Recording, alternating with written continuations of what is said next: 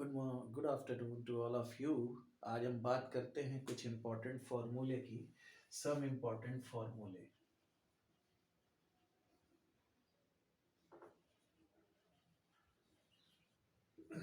Some important फार्मूले में एक मैंने बता दिया था इंटीग्रेशन का कि tan x dx की वैल्यू क्या होती है। इसकी वैल्यू आ गई थी log sec x प्लस सी। मॉड क्यों लगाते हैं? क्योंकि लॉग में -2 -3 ये सब डिफाइंड नहीं होता है। दूसरा होता है integral of cot x dx। इसकी वैल्यू क्या होती है? इसकी वैल्यू होती है आपकी log cot x dx की log sin x plus C. log mod sin x plus C. ठीक है। इसी तरह से integral of sec x dx। Integral of sec x dx की वैल्यू होती है log of mod sec x plus tan x plus C. इसी तरह से integral of minus cosec X dx की वैल्यू होती है minus log of cosec x plus cot x plus C. ठीक है।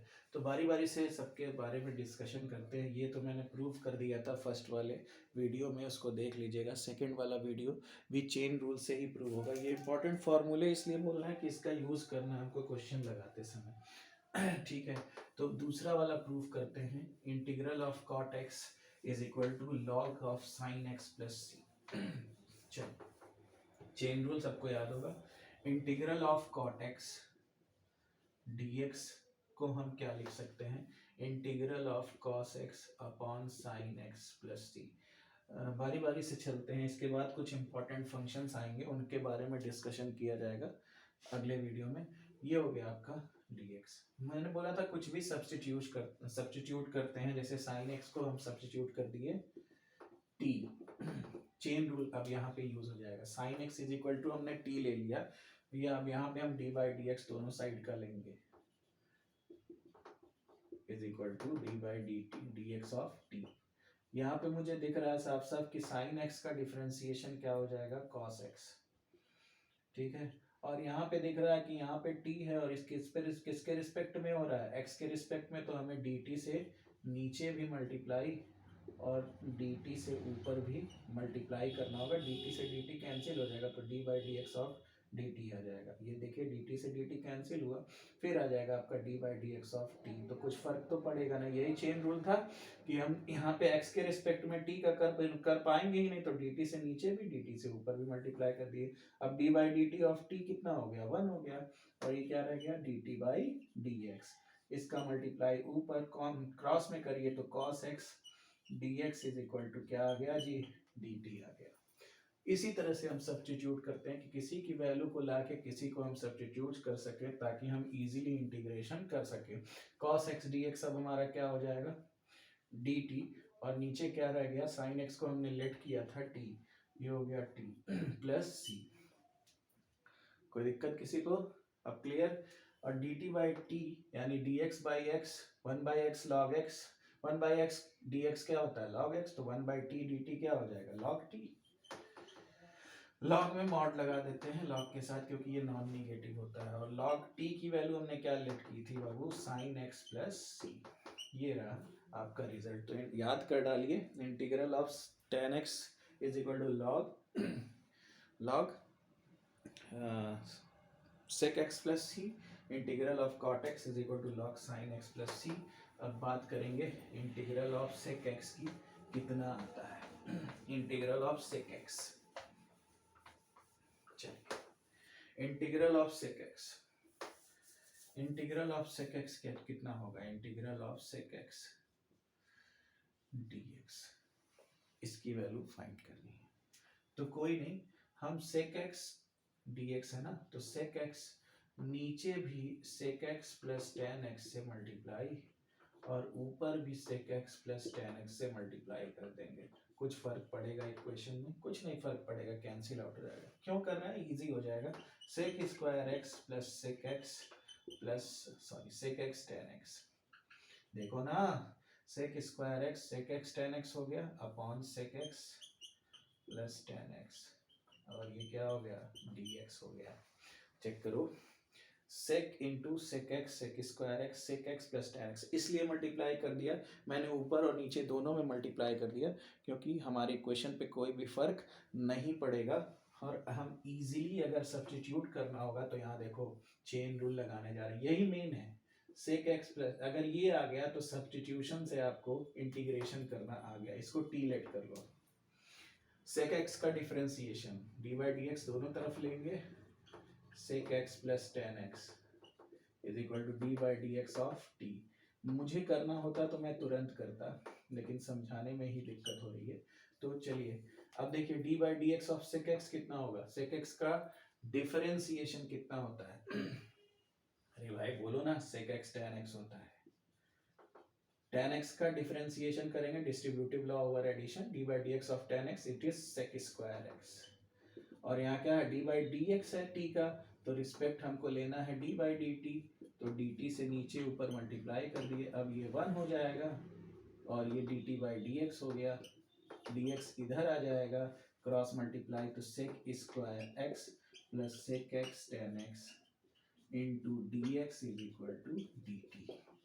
यानी इस पूरे की वैल्यू हम क्या सब्स्टिट्यूट कर सकते हैं, dt सब्स्टिट्यूट कर सकते हैं। नीचे क्या लेट कर लिए थे t, that is log of mod t plus c, और log t को हमने क्या लिया था sec x plus tan x plus c। ये रहा आपका इंटीग्रेशन ऑफ sec x का आ गया log mod of sec x plus tan x plus c। तो इस तरह से हमको ये रिजल्ट याद रखना है, क्वेश्चन लगाते समय कुछ रिजल्ट्स याद रखने पड़ते हैं। इसका कोई प्रूफ बताता नहीं, लेकिन मैं बता रहा हूँ कैसे आया, इसकी चर्चा जरूर करनी चाहिए, क्योंकि बच्चों को कंफ्यूजन रहता है कि ये रिजल्ट कैसे आ रहा है। ठीक है, चलिए नेक्स्ट जो रिजल्ट आएगा वो इंटीग्रल ऑफ कोसेक एक्स आएगा। इसके बाद कुछ क्वेश्चंस हैं, वो उस पर डिस्कशन करके डायरेक्टली आप लोग आगे बढ़ जाएगा। फंक्शंस के इंटीग्रेशन, कुछ सम इन पर्टिकुलर फंक्शंस होंगे उनके इंटीग्रेशन पढ़े जाएंगे। ठीक है, चलिए अब एक इसके बाद एक रह गया और integral of cosec X dx। इसमें भी हम मल्टीप्लाई कर देते हैं, cosec X into cosec x plus tan X cot X से करते हैं upon cosec x plus cot X, कुछ फर्क पड़ेगा नहीं, कट जाएगा फिर वही चीज आ जाएगी। लेट कर लेते हैं, let cosec x plus cot x is equal to T, नीचे वाले को लेट कर लिया। कोसेक एक्स का डिफरेंशिएशन बताओ जल्दी, क्या होगा कोसेक एक्स का डिफरेंशिएशन होगा क्या क्या कहते हैं minus cosec x cot X होगा, प्लस कॉट एक्स का differentiation minus cosec square X is equal to D T by D X. D X को इधर लेते हो, माइनस कॉमन ले लो तो ये हो जाएगा minus cosec square x plus cosec x cot X D X is equal to D T. अब ये पूरे का जो वैल्यू है वो माइनस डी टी के इक्वल हो जाएगा। इस पूरे की वैल्यू किसके इक्वल हो जाएगी, मल्टीप्लाई करो ना, cosec square x plus cosec x cot x, तो इस पूरे की वैल्यू माइनस डी टी के इक्वल हो जाएगी। चेक कर लो, minus D t upon t, तो ये हो जाएगा minus of log t plus c, यानी minus log cosec x plus cot x plus c, ये आ गया इंटीग्रेशन। ठीक है, तो ये रहा आपका कुछ इम्पोर्टेंट फॉर्मूले जिसका यूज़ हमें करना है क्वेश्चन लगाते समय। एक बड़ा ही अच्छा सा क्वेश्चन है, सब्स्टिट्यूशन से ही करना है, उसको बता देते हैं, फिर नेक्स्ट वीडियो में आगे बताएंगे। देखिए क्वेश्चन, इसके बाद का एक क्वेश्चन है, बड़ा ही प्यारा क्वेश्चन।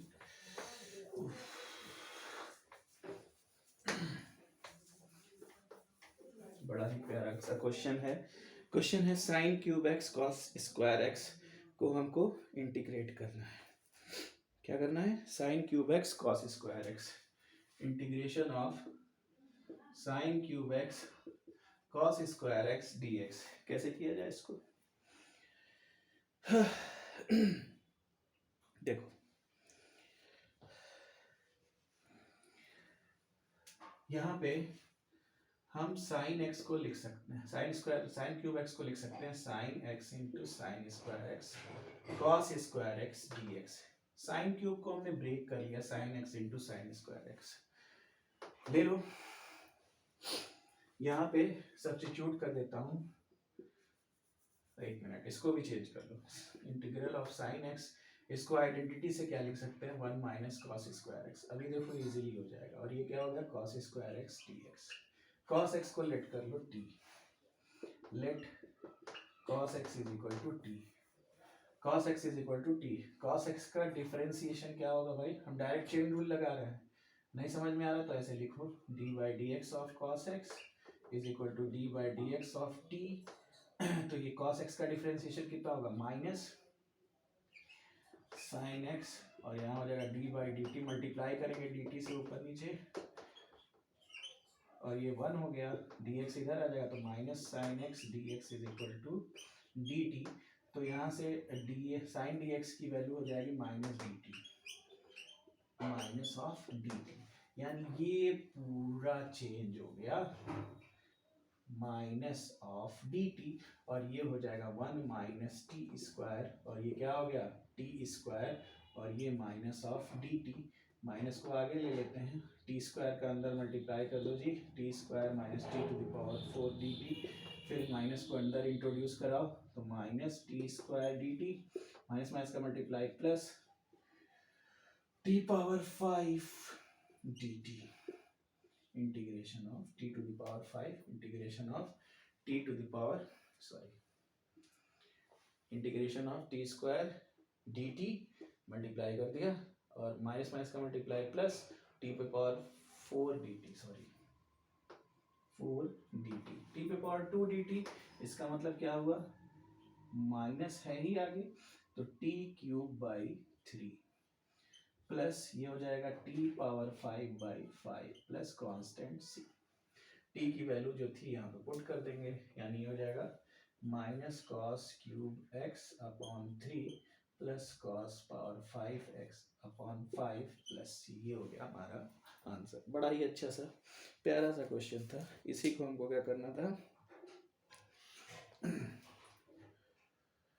इंटीग्रेट करना था। तो इस तरह से हम क्वेश्चंस को लगाएंगे, सब्स्टिट्यूट करेंगे और हम आगे बढ़ेंगे, ठीक है। इसके बाद में